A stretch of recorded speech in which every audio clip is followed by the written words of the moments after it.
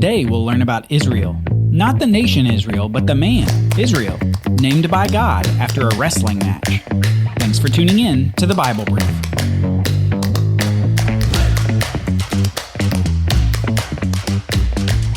Rebekah is in labor. Years after Sarah had given birth to Isaac, despite her barrenness, God repeats the miracle with Isaac's wife, Rebekah, who was also barren. Now, after Rebekah had conceived, she noticed lots of motion and turbulence in her womb. So she prayed to the Lord and said, "Why is this happening to me?"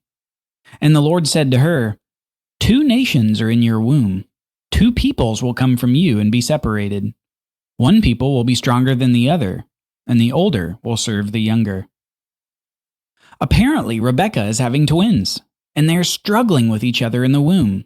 And God tells her ahead of time that the nation that the older brother starts will serve the nation that the younger brother starts.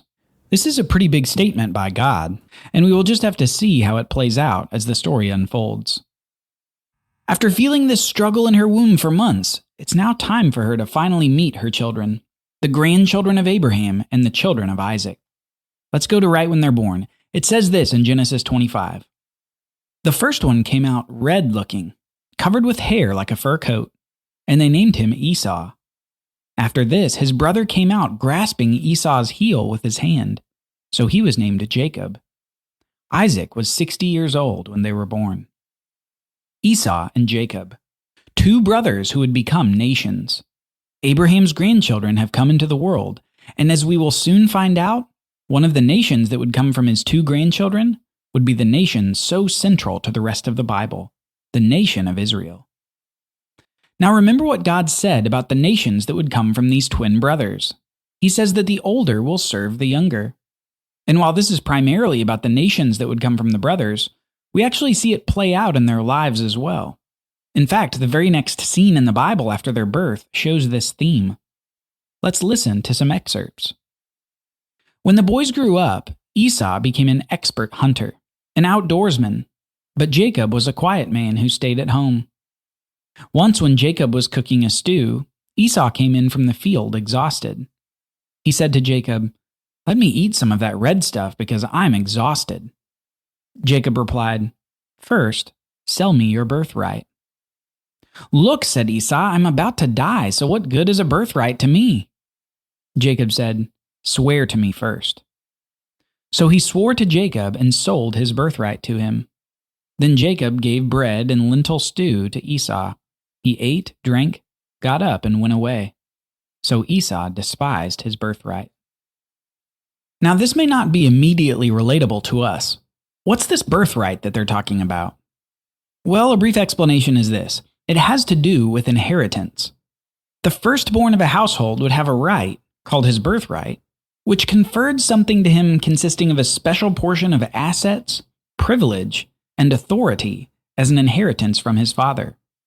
Esau, being the firstborn of Isaac, would have enjoyed this special place of privilege and inheritance. But as we see, he didn't count it as anything. Instead, the Bible says that Esau despised his birthright and he exchanged it for a bowl of stew. Additionally, we see this theme continue to develop that God said from the beginning, that the older will serve the younger. Many years later, we see an event with the same theme. This time, instead of a birthright, it's the blessing of their father Isaac, the words that Isaac would use to confer goodness and favor to the firstborn. These blessings of fathers in the Bible often take a prophetic tone, where the blessings come to pass as if from God himself. How this works isn't detailed anywhere in the scriptures, so we'll just need to take it as a given as we listen to the narrative. Listen to these excerpts from Genesis 27. When Isaac was old and his eyes were so weak that he could not see, he called his older son Isaac and said to him, "My son." And he answered, "Here I am." He said, "Look, I am old and I do not know the day of my death. So now take your hunting gear, your quiver and bow, and go out in the field and hunt some game for me. Then make me a delicious meal that I love and bring it to me to eat, so that I can bless you before I die." Now Rebekah was listening to what Isaac said to his son Esau. So while Esau went to the field to hunt some game to bring in, Rebekah said to her son Jacob, "Listen, I heard your father talking with your brother Esau. He said, Bring me game and make me a delicious meal for me to eat so that I can bless you in the Lord's presence before I die. Now, my son, listen to me and do what I tell you. Go to the flock and bring me 2 choice young goats, and I will make them into a delicious meal for your father, the kind he loves. Then take it to your father to eat, so that he may bless you before he dies." So Jacob and his mother Rebekah hatch a plan to get Jacob the blessing of the firstborn instead of Esau. So eventually Jacob comes to his father with hairy skin on and with delicious food. Nearly blind Isaac, convinced by these deceptions and by the delicious food, grants the blessing of the firstborn to the one who he thinks is Esau. He says, "Ah, the smell of my son is like the smell of a field that the Lord has blessed. May God give you from the dew of the sky and from the richness of the land an abundance of grain and new wine. May peoples serve you, and nations bow and worship to you. Be master over your relatives. May your mother's sons bow and worship to you.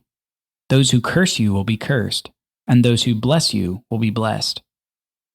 As soon as Isaac had finished blessing Jacob, and Jacob left the presence of his father Isaac, his brother Esau arrived from his hunting. He also had made some delicious food and brought it to his father. He said to his father, "Let my father get up and eat some of his son's game so that you may bless me." But his father Isaac said to him, "Who are you?" He answered, "I am Esau, your firstborn son." Isaac began to tremble uncontrollably. "Who was it then," he said, "who hunted game and brought it to me? I ate it all before you came in, and I blessed him. Indeed, he will be blessed." When Esau heard his father's words, he cried out with a loud and bitter cry and said to his father, "Bless me too, my father." What we see from this account is Jacob tricking his father Isaac into giving him the blessing of the firstborn instead of his older brother Isaac. Despite Isaac's attempts at confirming the identity of his son, Jacob's intent prevailed. And you can see how Isaac and Esau are both distraught when they understand what happened. Jacob has been given the primary blessing from his father, and Esau now has no birthright and a second-hand blessing. Again, as God said of the nations that would come from Esau and Jacob, it's occurring in their own lives. The older will serve the younger. Now Esau is enraged and soon seeks to take the life of his brother who deceived him out of all the rights of the firstborn. Jacob has taken his place despite being his younger brother, which as it happens is the meaning of his name. Jacob means something like deceiver and supplanter, and Jacob has lived up to his name. But now he's on the run. Esau wants him dead. After fleeing Esau, Jacob stays away for many years and gets married, gains wealth, and finally decides to head back to the land where Esau is. He hopes beyond hope that he will not be killed as his brother intended years earlier. It's in this circumstance that we have one of the most peculiar stories in perhaps the whole Bible. We see Jacob wrestling, not his brother in the womb, but God on the banks of a river. Having sent his family ahead of him in travels, we read this in Genesis 32. Jacob was left alone, and a man wrestled with him until daybreak. When the man saw that he could not defeat him, he struck Jacob's hip socket as they wrestled and dislocated his hip. Then he said to Jacob, "Let me go, for it is daybreak." But Jacob said, "I will not let you go unless you bless me." "What is your name?" the man asked. "Jacob," he replied. "Your name will no longer be Jacob," he said. "It will be Israel, for you have struggled with God and with men and have prevailed." Then Jacob asked him, "Please tell me your name." But he answered, "Why do you ask my name?" And he blessed him there. Jacob then named the place Peniel, "For I have seen God face to face," he said, "yet my life has been spared." Up to this point, Jacob's life had been characterized by a struggle for blessing. He wanted the birthright and deceived his brother for it. He wanted the firstborn blessing, and he deceived his father for it. And we skipped over some additional stories of struggle for Jacob that you can read yourself. In this account, we see perhaps the greatest struggle, a struggle against God for blessing, where Jacob, though prevailing, knows that his life has been spared by God. This blessing of Jacob involves a new name, too. Jacob's new name is Israel, which means something like struggled with God. Jacob's greatest desire in life was blessing, and this narrative in some ways illustrates Jacob's whole life, a struggle for blessing. Yet this name change signifies something for Jacob. Having received God's blessing, which is recounted in more detail a few chapters later, he no longer has to struggle for it. Instead, he inherits the great promises to not only his father, but to his grandfather Abraham. He was inheriting the Abrahamic covenant of the land of Canaan, the many seed, and the single seed who would be a blessing to all the nations of the world. But the thing we need to take away from this is not that Jacob earned God's blessing through his struggling, but rather that true blessing is a gift from God. Jacob was blessed by God and had his life spared after this ultimate wrestling match. Deceit didn't help him here, nor did Jacob's strength, which the man took away in a moment by dislocating his hip. God simply blessed Jacob despite his serious character flaws. Jacob no longer had to struggle and deceive for blessing. Instead, he would simply receive and be a participant in the blessing. It would be through the line of Abraham, Isaac, and Jacob that the great blessing to all the nations of the world would come. Join us next time as we meet the 12 sons of Israel, where we'll see the story of one son sold into slavery by his brothers, who ends up saving his scheming brothers from death by starvation. Thanks for listening to the Bible Brief. Have you donated to the Bible Literacy Foundation? We'd love for you to partner with us so that we can expand our reach and grow.